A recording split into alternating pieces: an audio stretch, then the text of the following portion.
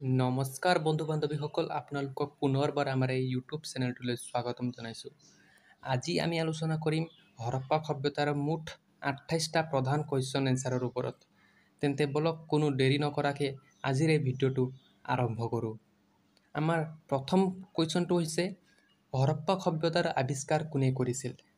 তেন্তে ইয়াৰ শুদ্ধ উত্তৰ হৈ যাব দয়াৰাম চাহানীয়ে হৰপ্পা সভ্যতাৰ আৱিষ্কাৰ কৰিছিল। দ্বিতীয়টো কুৱেশ্যনৰ ফালে আগবাঢ়োঁ। হৰপ্পা সভ্যতাত জীৱন নিৰ্বাহৰ মুখ্য উৎস কি আছিল? ইয়াৰ শুদ্ধ উত্তৰ হৈ যাব কৃষি। কৃষিৰ ওপৰত নিৰ্ভৰ কৰিয়েই হৰপ্পা সভ্যতাত থকা লোকসকলে নিজৰ জীৱন নিৰ্বাহ কৰিছিল। নেক্সট কুৱেশ্যন, হৰপ্পা সভ্যতাৰ প্ৰমুখ বন্দৰগাহ ক'ত পোৱা গৈছে? তেন্তে ইয়াৰ শুদ্ধ উত্তৰ হৈ যাব লোথাল। লোথালত প্ৰমুখ বন্দৰগাহ এটা পোৱা গৈছে। হৰপ্পা নগৰ কোনটো নদীৰ পাৰত আছিল? ইয়াৰ শুদ্ধ উত্তৰ হৈ যাব হৰপ্পা নগৰ ৰাবি নদীৰ পাৰত আছিল।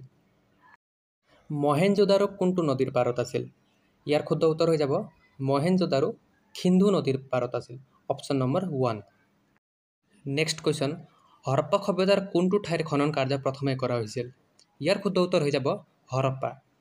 আৰু ইয়াৰ ওপৰত নিৰ্ভৰ কৰিয়ে এই সভ্যতাটোৰ নাম হৰপ্পা সভ্যতা ৰখা হৈছিল। হৰপ্পা সভ্যতাৰ সকলোতকৈ ডাঙৰ নগৰখন কোনটো আছিল? উত্তৰ, হৰপ্পা সভ্যতাৰ সকলোতকৈ ডাঙৰ নগৰখন আছিল মহেঞ্জোদাৰো। মৰা মানুহৰ দ্বীপ বুলি কোনটো নগৰক কোৱা হয়? ইয়াৰ শুদ্ধ উত্তৰ হৈ যাব অপশ্যন নম্বৰ 2, মহেঞ্জোদাৰোক কোৱা হয়। নৃত্যৰতা নাৰীৰ মূৰ্তি কোনখন নগৰত পোৱা গৈছিল? ইয়াৰ শুদ্ধ উত্তৰ হৈ যাব মহেঞ্জোদাৰো নগৰত পোৱা গৈছিল। নেক্সট কুৱেশ্যন, কালিবংগ ক'ত আছিল? ইয়াৰ শুদ্ধ উত্তৰ হৈ যাব কালিবংগ ৰাজস্থানত আছিল। হৰপ্পা সভ্যতাৰ প্ৰমুখ শস্য কি আছিল? ইয়াৰ শুদ্ধ উত্তৰ হৈ যাব ঘেঁহু।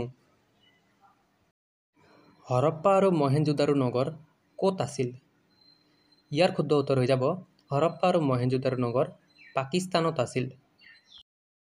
ভাৰতৰ পুৰাতত্ত্বৰ পিতৃ বুলি কাক কোৱা হয়? উত্তৰ, আলেকজেণ্ডাৰ কানিংহামক ভাৰতৰ পুৰাতত্ত্বৰ পিতৃ বুলি কোৱা হয়। নেক্সট কুৱেশ্যন, চান হুদৰত কি উৎপাদন কৰা হৈছিল প্ৰধানতঃ? ইয়াৰ শুদ্ধ উত্তৰ হৈ যাব মণিক। আন এটা গুৰুত্বপূৰ্ণ কুৱেশ্যন, নাঙলৰ নিদৰ্শন ক'ত পোৱা গৈছে? ইয়াৰ উত্তৰ হৈ যাব নাঙলৰ নিদৰ্শন কালিবংগত পোৱা গৈছে। আনটো কুৱেশ্যন, স্নানাগাৰ ক'ত পোৱা গৈছিল? উত্তৰ, স্নানাগাৰ পোৱা গৈছিল মহেঞ্জোদাৰোত। Option number 4। Next question, Harappa সভ্যতাৰ লোকসকলে কিহত বিশ্বাস কৰিছিল?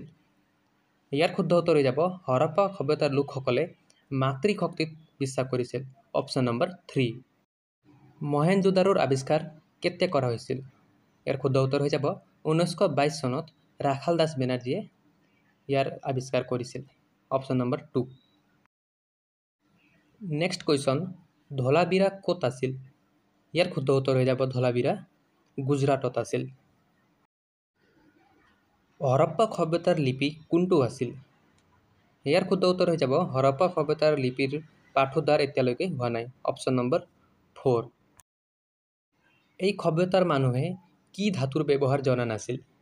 ইয়াৰ শুদ্ধ উত্তৰ হৈ যাব এই সভ্যতাৰ মানুহে লোহাৰ ব্যৱহাৰ জনা নাছিল। Option number 4। হৰপ্পা সভ্যতাৰ মুখ্য বৈশিষ্ট্য কি আছিল? ইয়াৰ শুদ্ধ উত্তৰ হৈ যাব অপশ্যন নম্বৰ 3, নগৰ পৰিকল্পনা। নেক্সট কুৱেশ্যন, হৰপ্পা সভ্যতাক আন কি নামেৰে জনা যায়? উত্তৰ হৈ যাব অপশ্যন নম্বৰ 4, সিন্ধু সভ্যতা বুলি জনা যায়। নেক্সট কুৱেশ্যন, দুৰ্গ নথকা নগৰটো কোনটো আছিল? ইয়াৰ শুদ্ধ উত্তৰ হৈ যাব দুৰ্গ নথকা নগৰটো হ'ল চান হুদৰো। Option number 3। আন এক বহুত গুৰুত্বপূৰ্ণ কুৱেশ্যন, RH-37 কবৰস্থান ক'ত পোৱা গৈছিল? উত্তৰ, হৰপ্পাত পোৱা গৈছিল। নেক্সট কুৱেশ্যন, হৰপ্পা সভ্যতা কোনটো যুগৰ সভ্যতা আছিল? উত্তৰ হৈ যাব অপশ্যন নম্বৰ 3, তাম্ৰপাষাণ যুগৰ সভ্যতা আছিল। মানুহৰ লগত কুকুৰক পুতি থোৱাৰ প্ৰমাণ কোনখন নগৰত পোৱা গৈছিল? উত্তৰ হৈ যাব অপশ্যন নম্বৰ 4, ৰোপৰত পোৱা গৈছিল। আজিৰ ভিডিঅ'টোৰ লাষ্ট কুৱেশ্যন, হৰপ্পা সভ্যতাৰ প্ৰধান জন্তু কি আছিল? উত্তৰ হৈ যাব অপশ্যন নম্বৰ 4, গৰু। গৰু আছিল হৰপ্পা সভ্যতাৰ প্ৰধান জন্তু। বন্ধু বান্ধৱীসকল আজিৰ ভিডিঅ'টোলৈ ইমানেই। যদি আপোনাক আমাৰ ভিডিঅ'টো পচন্দ লাগিছে তেন্তে লাইক কৰি দিব, ছাবস্ক্ৰাইব কৰি দিব আৰু বেল আইকনখন দবাই দিব। ধন্যবাদ।